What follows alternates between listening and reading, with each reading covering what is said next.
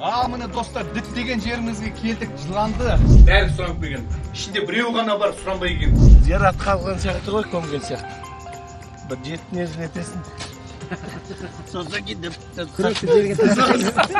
Алмаз. Бұнан тереңде қанша ма? Су от. Байқашы, ема чұқа қонды. Алакөлдің астында қаншама машина жатыр дейсің. Кеше ғана 30-ка Toyota 30-дық бар ғой жаңа. Сол судың астына түсіп кеткен.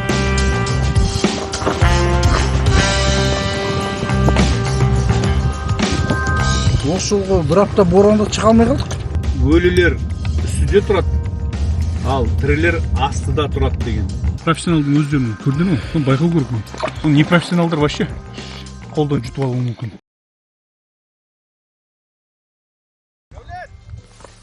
Процесс өте керемет. Әне палатымыз тоңған ішіне барады. Десің ба? Шай ішеді. Уқа пісіп жатыр. Не керек енді бұдан артық? Қай жерден тесік керек? Айғай саламыз, кесіп дайын болады. Не керек еді оны?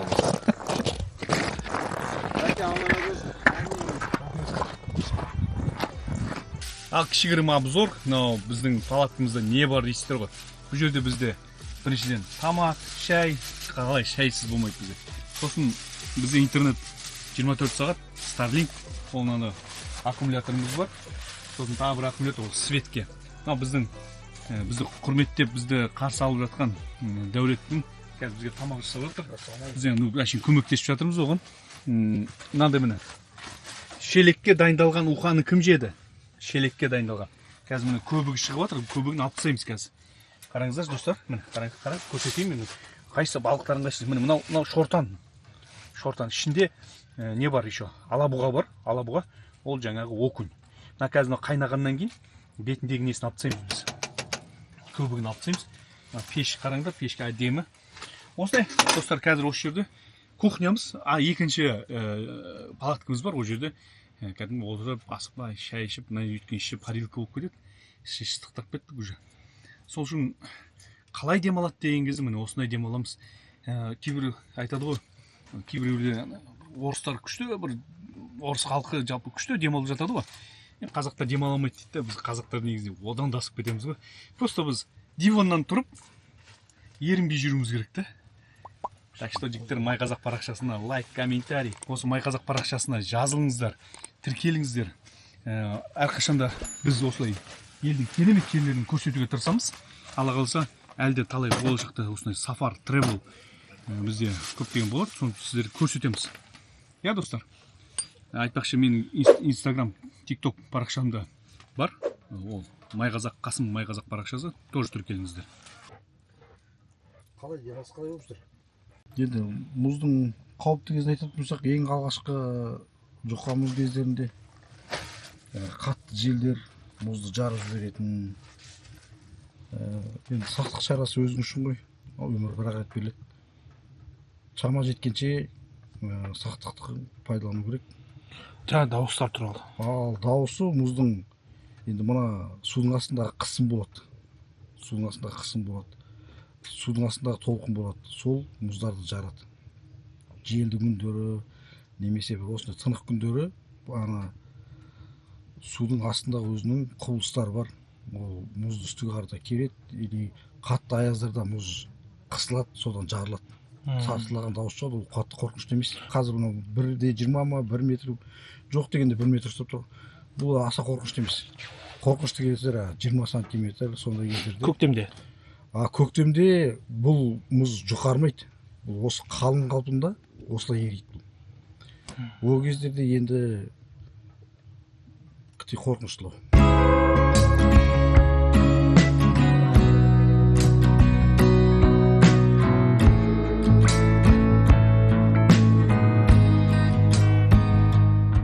Екі қолымызда екі қармақ.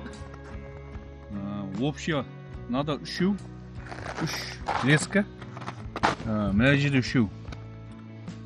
Сөйтіп үш ана тесікті қазып қойып, сөйтіп тартып аулап отырмыз. Міне.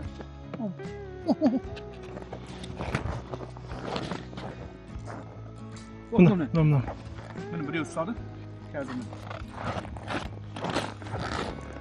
Көз алдыңызда міне прямой эфир. прямой эфирден алып сіздерге көрсетіп отырмыз. Бисмилля. Бисмилля.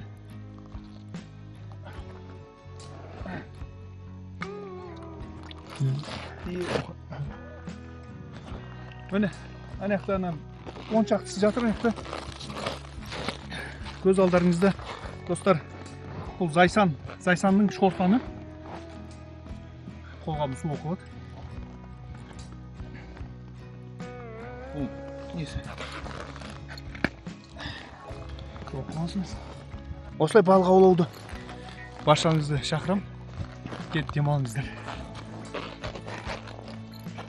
3 килограмм бұл. 10 килограмм бөліп. Сіздер көрдің бе? Айтқой, байқау көріп. 400 Профессионалдың өздері. Қаншық кештің? Профессионалдың өздерін көрдің ме? Соны байқау көріп. Бұл не профессионалдар вообще? Қолдан жұтып алуы мүмкін. Ауыз істей болса ашпайды ғой. Дейсіз ғой. Жауыз алады ғой. Аузын жауып алады ғой. Ана жазып отырған ғой камераға. Таза қалады ғой. Ана қайсы екен білмей қалсын ғой. Бізге де түсін.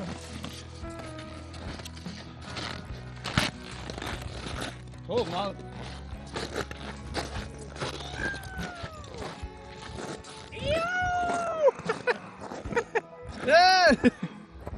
Думан, саған да маған да бірдей түсті, көрдің бе? Білмеймін, шатасып кеттік. Ана жақта бар. Кім? Дәулет тасып шаршап жатыр. Арықтайтын болды, тасып ше. Бәріміздің жинап жатыр, шаршап жатыр. Қол тимей жатыр ма? Уайымдайтын болды бұл баланы. Арықта қамыс екен. Ең жақсы кездер осы кездер ғой. Адам, ер адам өзі шетке шығып демалған кез. Алла тағаланың өзі табиғатына жаратып қойғанда ер адам бірдеңкені табу керек, бірдемені ұстау керек, өзі табиғатын солай жаратып қойған ғой. Охотаға, болмаса осындай рыбалкаға ер адамды бейімдеп қойған әйел адамға қарағанда. Әйел адам үй шаруасына бейімделген. Сондықтан ер адам осындайда демалады, әйел адам үйде демалады. О, керемет, керемет. 1000 километр бекер келмедік. Алхамдулилlah.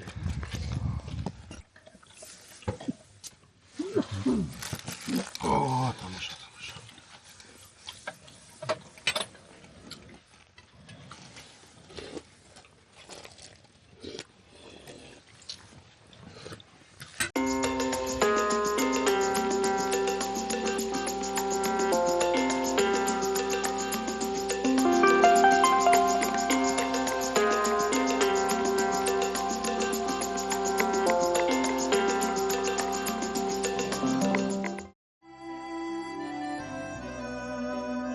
Осымен өкінішке орай бәрі бітті.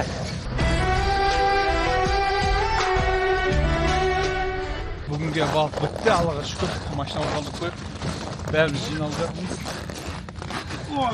Кешке таман күн конкретно салқын келді. Кілт қайда, кілт тұр. Машина кілтіне. Күн кеткеннен кейін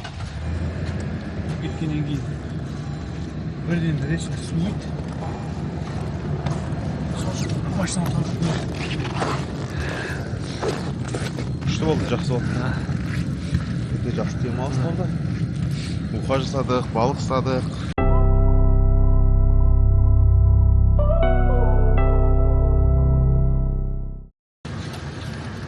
Достар, енді біз қазір Ақжар ауылынан елімізге Алматыға қарай жол тартып кетіп отырмыз. Дөңгелегіміз елшіп кетті. Соған шиномонтажға келдік. Енді дөңгелек жөндейтін жер ғой.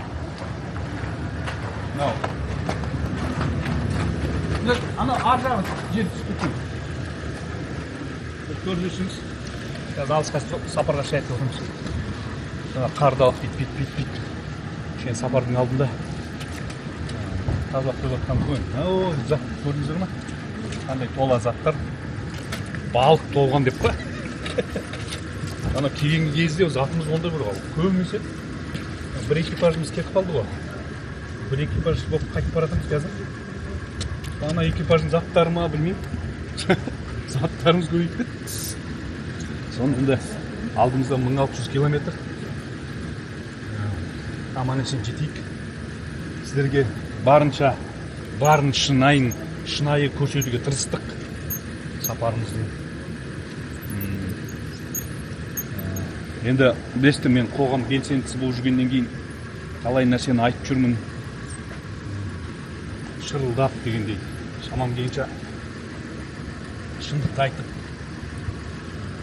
оны көрмесеңіздер, Қасымбай қазақ парақшасы бар, сол парақшаға жазылып қойыңыздар, көріңіздер, ұнаса жазылып қойыңыздар, ұнамаса енді қайтесіз өтіп кетесіздер, не істеймін.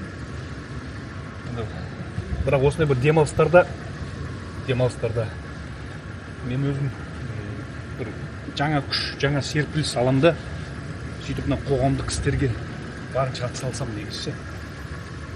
Сол үшін осы демалысымды жай әшейін өзім ғана бір демалмай, сіздерде де сондай бір демалмасаңыздар да менімен бірге көрсеңіздер екен деймін. Сол үшін көрсетемін негізі. Сосын еліміздің күшті табиғатын, күшті жерлерін көрсетемін. Жалғыз өзім оны көргенмен не пайда? Сіздер де көрсеңіз, сіздер де бір болмасаңыздар да болғандай болсаңыздар деймше. Сол достар, енді жолда артқа кетіп бара жатқан кезде көп нәрсе түсірмейтін шығармыз, өйткені жолда боламыз. Оның өзі де бір 3-4 серия болатын шығар. Енді Алмас, өзің не дейсің енді? Айтып қой енді. Достар, мен сіздермен қоштаспаймын. Әлі бірге боламыз. Мен достарымда бір сөз айтып көрсем. Міне енді уже соңғы уақыттар жолға дайындалып жатырмыз. Бұйырса қазір жолға шығамыз, енді машинамызды қарап, бір тексеріп аламыз да үйге қайтамыз. Жақсы демалыс болды. Осы жақтың жігіттеріне рахмет. Жақсы қарсы алып, жер көрдік, ел көрдік, балық ауладық, жақсы демалдық. Аман есен болайық. Келесі серияларға дейін, келесі сапарларға дейін, келесі саяхаттарға дейін жақсы саламатта болайық.